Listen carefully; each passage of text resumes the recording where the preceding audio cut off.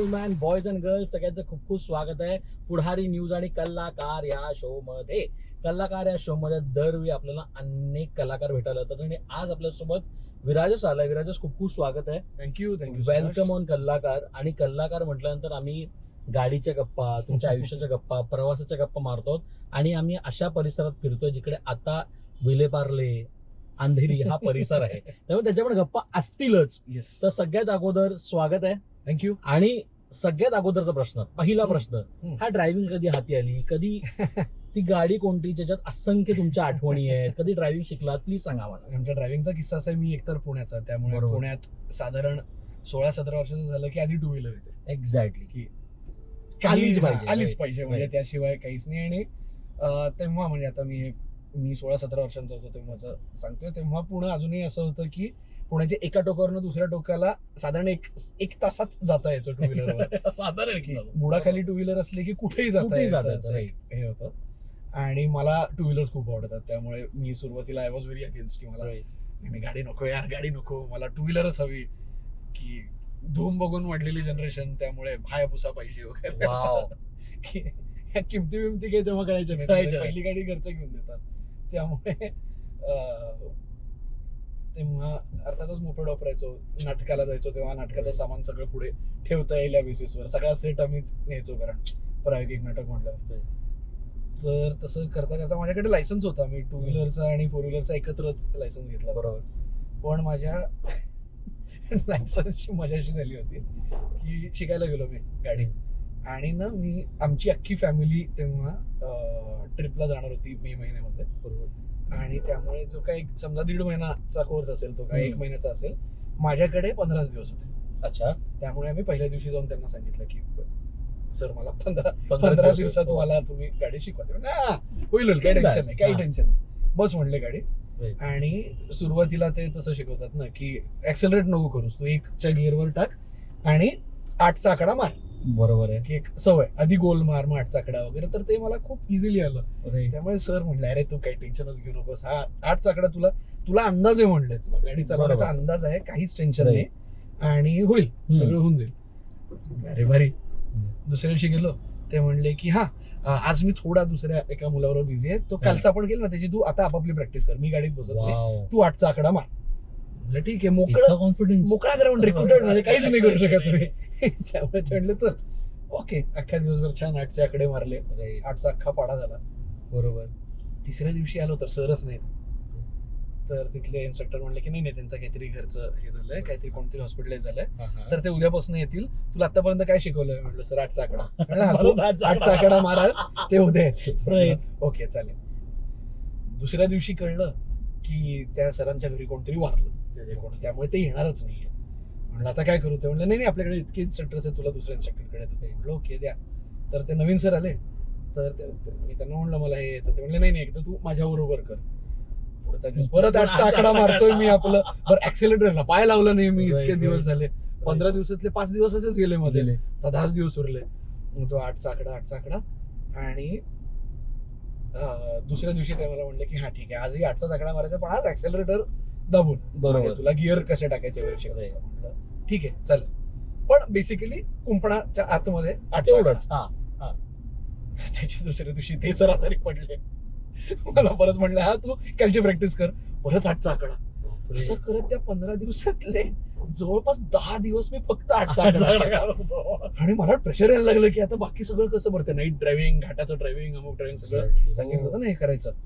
मग एक दिवस गेलो तर आमचे ओरिजिनल सर परत आले. म्हणले येस चला कुठपर्यंत झालं? म्हटलं ते झालं, एकदा मला मारून दाखव. म्हटलं सर प्लीज 8चा आकडा नका मारायला, मला बाकी मी काही करायला तयार आहे. आणि त्या दिवशी मग त्यांनी मला पहिल्यांदा रस्त्यावर नेलो आणि मला छिपेचं घरे, कारण सरळ चालवायची सवय नाही ना, 8च्या आकड्याची सवय मला आपलं, त्यामुळे वळवत नसेल तर आपलं सरळ जाऊन थांबतोय व्हायचं वगैरे. मग गाडी बंद पडायला लागली, ते सगळं. बरं 2दा गाडी बंद पडली की घाम फुटायला लागतो ना शिकत असताना. खूप वर्ष शिकूनही गाडी चालवायचो मी. त्यात माझ्या आजोबांनी मला पुन्हा शिकवायचा एक प्रयत्न केला, आणि माझे आजोबा विजय देव आणि मी, आमच्या पर्सनॅलिटीज खूप सिमिलर आहेत, त्यामुळे चालायच्या आधी उडायलाच शिकू अशा याच्यात मला जनरल गाडी कशी चालवायची पेक्षा तुला दुसऱ्या गिअरवरनं कशी उचलायची शिकवतो वगैरे, असं करून मला असे रॅन्डम स्टंट्सच शिकवले गेले. असं प्रॉपर नॉर्मल गाडी चालू असं फार कधी झालं नाही. पार्ला, पुणे, मुंबई ह्या सगळ्या गोष्टी जर पाहायला गेलं ना तरी आपण जिकडे पहिल्यांदा येतो त्याच्या असंख्य आठवणी असतात. तुझ्यासाठी पार्ले आहे तरी काय? विलेपार्ले म्हणजे इकडे खऱ्या अर्थानं लोक असं म्हणतात की विलेपार्ले हे सांस्कृतिक जागा अशा कारणाने, कारण इकडे नाट्यगृह देखील आहे, इकडे सिनेमा पाहायलाही जागा आहे, खरं इकडे तुम्हाला कट्टा टाकायला लोक आहेत आणि असंख्य मराठी लोक आजूबाजूला राहतात. आहे तरी काय विलेपार्ले? नाही, मला पार्ल्याचं विशेष कौतुक आणि पार्ला ईस्ट म्हणजे आम्ही जिथे राहायचो त्याचं विशेष कौतुक याचं आहे की पुण्यामध्ये माझ्या मित्रांचं सर्कल खूप मोठं होतं आणि नाटक वगैरे ते सगळं असायचं. त्यामुळे ना असं जनरल टाइमपास म्हणून पुण्यात फिरल्याचं मला आठवत नाही. आमचे प्रयोगच असायचे किंवा तालीम असायची, म्हणजे असं खूप गोल ओरिएंटेड होतं. मुंबईत आल्यावर सगळंच माझ्यासाठी बदललं. म्हणजे पार्ल्याचं आमचं मागचं घर होतं, सगळंच बदललं या अर्थाने की मी म्हणलं तसं आमची जॉईंट फॅमिली होती, त्यामुळे घरात 11 माणसं, मिनिमम 8 माणसं असल्याची सवय. म्हणजे ते घर लॉक्ड आणि बंद असल्याचं मला आयुष्यात 2दाच प्रसंग आठवतात की आम्ही सगळे गावाला गेलो घरी असतच. तर तिथून अचानक इथं मुंबईमध्ये आलो होतो. मुंबईमध्ये आई फक्त असायची, बाबा येऊन जाऊन असायचा. आणि आई तेव्हा प्रॉपर म्हणजे तिची हिंदी सिरियलचं शूट असायचं, त्यामुळे ती रात्री 10 पर्यंत शूटमध्ये असायची, 9 वाजेपर्यंत मिनिमम शूटला असायची. आणि माझं कॉलेज नेमकं ना 10:30-11ला संपायचं, सकाळी 7 ते 11. आणि त्यामुळे इतक्या लवकर कॉलेज संपल्यावर अनोळखी शहरामध्ये अजून जिथं मित्रही बनले नाहीये तिथे काय करायचं, किंवा जे मित्र नुकते बनायला लागले त्यांनी तरी काय.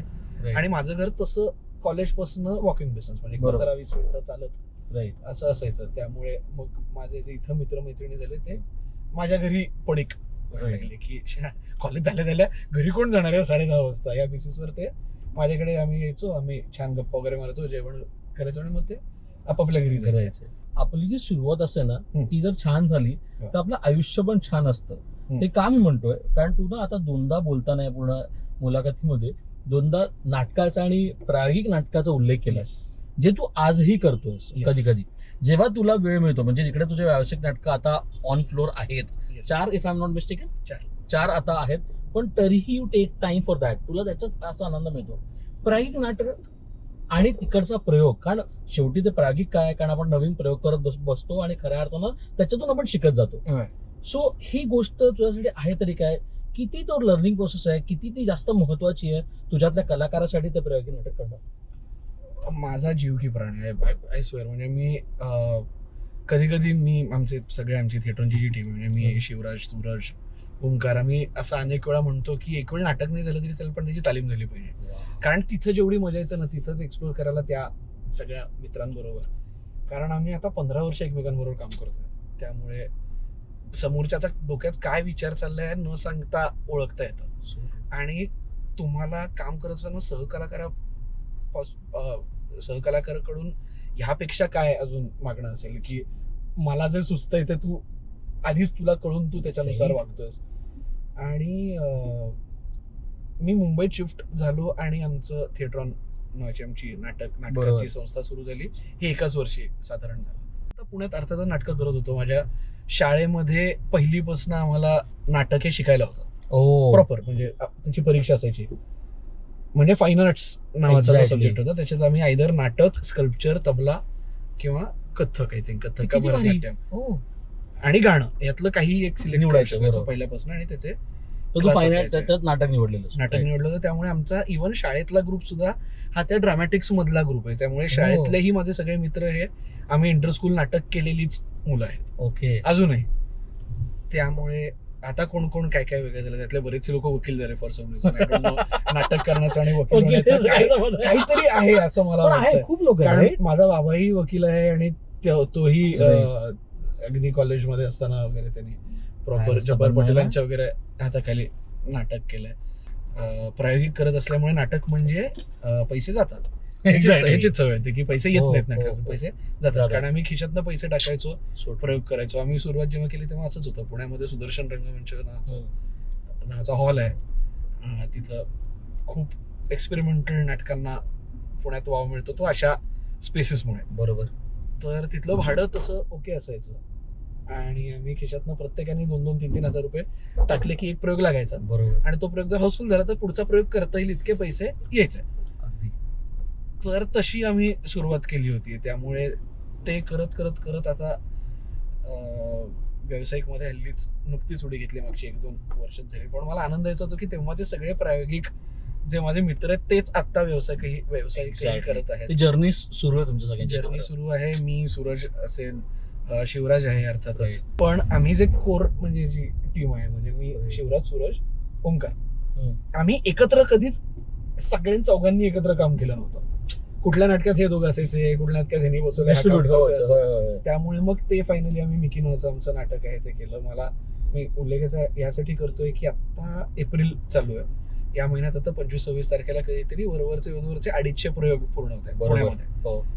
तर तो संध्याकाळचा शो आहे आय थिंक ह्याला बालगंधर्वला, आणि तो 5चा शो, म्हणजे तो संपणार 6, 7, 8, 8:30ला तिथून आम्ही निघून लगेच 9:30 वाजता यशवंतरावला मिकीचा प्रयोग आहे, जे आमचं तद्दन व्यावसायिक बरोबरचं प्रायोगिक नाटक आहे. आणि हे एकाच दिवशी दोन्ही आहेत आणि दोन्हीचंही चांगलं बुकिंग होतं. याच्यासारखं काही दुसरा आनंदच नाही माझ्या आयुष्यात. पण ना आनंद यासाठी सुद्धा आहे कारण आज मी बघतोय की शिवराज असेल, तू आहेस, दोघांची त्या लेवलला छान कामं सुरू आहेत. म्हणजे आज जेव्हा शिवराज एक आघाडीचा दिग्दर्शक म्हणून आता स्वतःला सेट करतोय, जर सिनेमा आता थांबायचं नाही, त्याचं कौतुक ऑस्करला गेलेले दिग्दर्शक आशुतोष गोवारीकर करताना दिसतात. त्याच्यात त्यांनी काम केलंय. ते असं म्हणतात की I have been a best part of this film. किती आनंद मिळतो रे तुला सुद्धा की त्याची वाटचाल बघून, तू त्याच्यासोबत तू काम केलंयस वगैरे वगैरे. नाही, त्या काय सांगशील? दोघांचे मला खूप कौतुक आहे, कारण ओंकारनी आणि शिवराजने ती लिहिली आहे, शिवराजने डायरेक्ट केली आहे. आमचाच थिएटरांचे सुरुवातीच्या नाटकांचे ज्यांनी सेट डिझायनिंग केलं तो अंकुर असेलकर आता खूप वरच्या लेवलचा आर्ट डायरेक्टर, प्रोडक्शन डिझायनर झालाय. त्यांनी त्याचं हे केलं. आमचा जो मित्र विक्रांत पवार, जो आमच्या कोर टीम मधल्या थिएटरांच्या, जो इतकी वर्ष आमचं साऊंड ऑपरेट करायचा नाटकाचा, तो साऊंड रेकॉर्डिस्ट आणि इथं साऊंडला होता त्याला. त्यामुळे ही सगळी आमची प्रायोगिकवालीच मंडळी आहेत आणि ही सगळी मिळून आता या स्तराला काम करत आहे, त्याचा एक वेगळा आनंद आहे. जी मालिका प्रेक्षकांच्या भेटीला आली, त्या मालिकाने तुला पण प्रचंड गोष्टी, अजून बघा त्याला फोन येतातच बरं, नाटकाच्याच मंडळीच्या फोन येतात. पण सॉरी फुलवाताई, तुझा फोन कट केला, तुला हा व्हिडिओ बघितल्यावर कळेल का? अरे आमचा प्रयोग आहे लगेच इथं सारल्यालाच खूप महत्वाचा प्रयोग आहे त्याची गोष्ट. राईट. तर मी विचारणार होतो त्या मालिकेविषयी, कारण मालिका क्षेत्राने तुला नाराज यासाठी नाही केलं, कारण ती मालिका जेव्हापासून आली, जरी ती मालिका आल्या लॉकडाऊन लागला असेल तर पण लॉकडाऊन मध्ये पण प्रेक्षकांनी ती मालिका प्रचंड डोक्यावर घेतली. फ्रेश एपिसोड येत होते, तुम्ही जाऊन शूट केलं, ती जोडी लोकांना आवडली, त्याच्यातली गाणी लोकांना आवडली. मेरी जान हे गाणं पुन्हा एकदा लोकांना आजपर्यंत लोक रील्स मध्ये तुम्हाला दोघांना टॅग करतायत. आणि त्यानंतर आलेलं गालिब नाटक असेल, हा प्रोसेस, हा संपूर्ण मालिकेच्या इंडस्ट्रीचा प्रोसेस, कारण आई जरी काम करत असेल तरी तुझ्यासाठी हे सगळा प्रवास नव्याने होता, राईट? तू नव्याने सेटअप करत असतो स्वतःला. नव्याने सेटअप करणं, ती मालिका गायचं, लोकांच्या प्रतिसाद, काय सांगशील? जेव्हा मी या क्षेत्रात यायचं ठरवलं, साधारण कल घरच्यांच्या लक्षात आलं होतं की याला क्रिएटिव्ह याच्यातलं आवडतं, पण आईचं विशेषतः आणि माझंही तसं हे मत होतं की ऍक्टिंग नको. कारण खूपच गोष्टी अनेक फॅक्टर्सवर अवलंबून असतात. म्हणजे तुम्ही तुमचं काम नीट करता का नाही एवढं तुमच्या हातात असतं, पण बाकी सगळंच तुमचं इकडे तिकडे, कुठली त्या पॉइंटला काय ट्रेंडिंग आहे, त्या पॉइंटला कुठला प्रोजेक्ट बनतोय, त्याच्यामध्ये तुम्ही फिट होता, तर हे खूपच, इट्स व्हेरी अनप्रिडिक्टेबल. ऍक्टिंग ही माझी नाटकामध्ये माझी हाऊस भागत होती, पण बाकी सगळं माझं शिक्षण हे पटकथा लेखनात झालं, माझं ग्रॅज्युएशन हे ऍडव्हर्टायझिंग मध्ये झालं. बरोबर. त्यामुळे शिक्षण माझं सगळं बिहाइंड द कॅमेराचं चाललं. बरोबर. आणि आमचं मिकी जे नाटक म्हणलो त्याचा झी नाट्यगौरव साठी आम्ही ते एंटर केलं होतं की प्रायोगिक साठी आपण नॉमिनेशन काय होतं, आणि आमचा फॉर्म हरवला की तो पोचलाच नाही. म्हणून मी झीच्या ऍडमिन मधल्या खूप लोकांना, त्यांच्या खाली नंबर असतात त्याच्यावर, की ऐका का असं झालंय, तर आम्ही फॉर्म पाठवलाय आणि फी भरली, पण ते नाही गेलं नाही, म्हणजे तो आमची एंट्री नाही गेली, तर काय करू शकतो.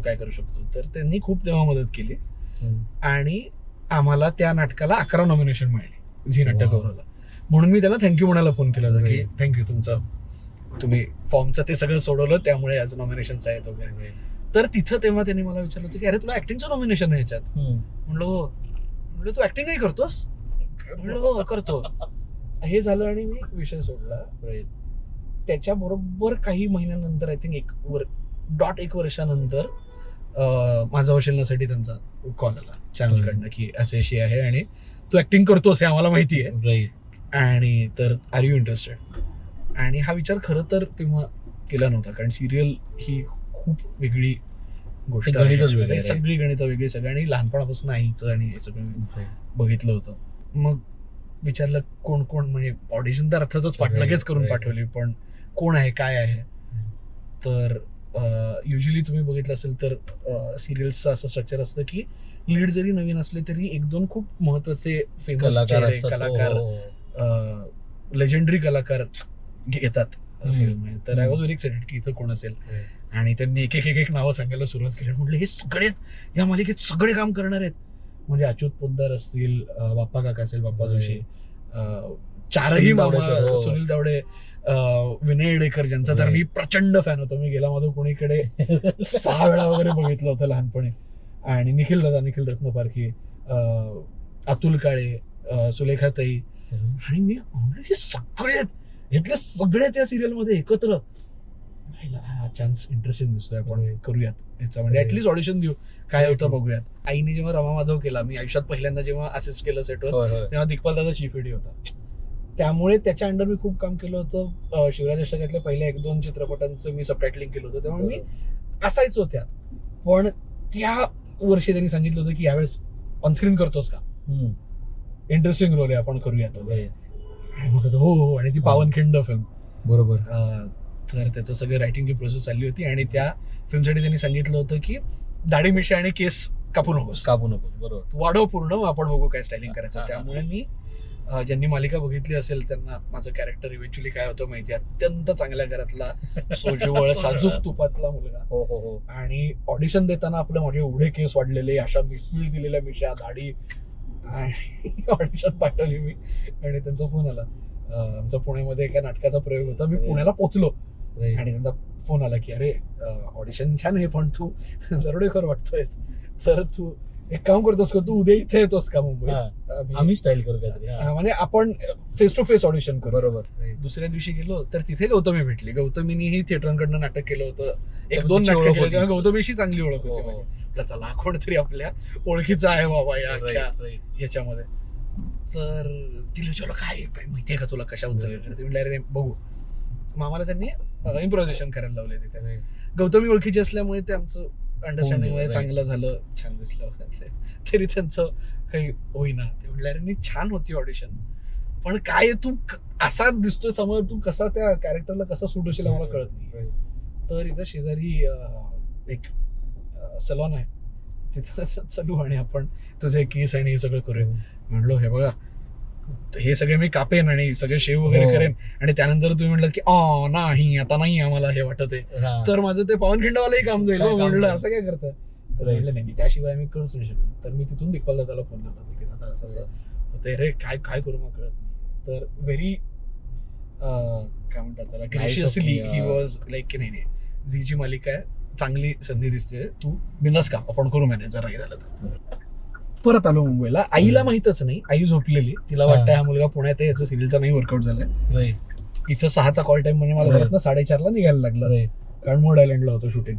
आय थिंक मोड आयलंडला होतं आणि तिथं जाऊन आईला मी पाठीवर लिहून ठेवलं सिरियलचं डन झालंय, मी मुंबईत आलो, शूटिंगला गेलो आणि प्रोमो शूटला गेलो. आणि मग खूपच वेगळा अनुभव आणि मग सिरियलचं काय झालं सगळ्यांनी बघितलं. लॉकडाऊन लागला अर्थात, पण इतकी आमची ताजी सिरियल होती, नुकतेच एपिसोड आमचे शूट झाले होते, त्यामुळे लॉकडाऊन लागूनही बराच वेळ आमचे शूट झालेले एपिसोड दिसत होते.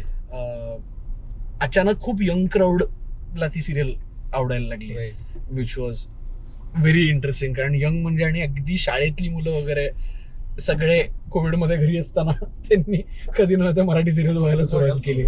पण विराजेश तुला वाटतं का रे, जेव्हा तू आज स्टेजवर उभा राहतोस तेव्हा संपूर्ण फॅन बेस तू शून्य करून पहिल्यांदा उभा राहतोस, शक्य होतं की नाही होत? मला असं जेन्युइनली वाटतं की काय म्हणतात त्याला, कसं मी कोणाला न दुखवता कसं आहे म्हणून. Yeah. पण त्या क्षणी म्हणजे मी परफॉर्म करत असताना जर मी शक्यतो माझ्या फॅन्ससाठी नाही करत, म्हणजे नॉट की असं नाही, पण हे माझे फॅन्स आहेत की मी काहीच नाही केलं. किती 2-3 वर्षात काम केलं, एक सिरियल केली, 2-3 नाटकं केली. त्यांना जर मी फॅन्स म्हणायला लागलो ना माझ्या मनात, इन्स्टेड ऑफ ऑडियन्स किंवा इन्स्टेड ऑफ प्रेक्षक, तर मी त्यांना फॉर ग्रांटेड एक्झॅक्टली की नाही ह्यांना आवडेलच. असं झालं की माती होणार आहे मला माहितीये.